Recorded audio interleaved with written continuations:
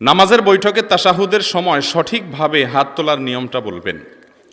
আমরা যখন তাশাহুদ পড়তে বসি নামাজে, এখানে আমরা তাশাহুদের মাধ্যমে আল্লাহ রাব্বুল আলামিনের একত্ববাদের সাক্ষ্য দিয়ে থাকি। মূলত আশহাদু আল্লা ইলাহা ইল্লাল্লাহু ওয়া আশহাদু আন্না মুহাম্মাদান আবদুহু ওয়া রাসূলুহু, আল্লাহর একত্ববাদের সাক্ষ্য দেই আর আমাদের প্রিয় নবী সাল্লাল্লাহু আলাইহি সাল্লামের আল্লাহর রাসূল হওয়ার সাক্ষ্য দেই।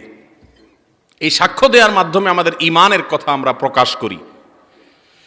আর সাক্ষ্য দেওয়ার নিয়ম হলো, মুখে কোনো আদালতে সাক্ষ্য দিলে ইসলামী শরিয়ার আদালতের নিয়ম অনুযায়ী কারোর বিরুদ্ধে বা কারোর পক্ষে সাক্ষ্য দিতে হলে এই আঙ্গুল দিয়ে ইশারা করে দিতে হয়, অমুক অমুক অমুক। এটা হলো শাহাদাত আঙ্গুল, এটা হলো সাক্ষ্য দেওয়ার আঙ্গুল।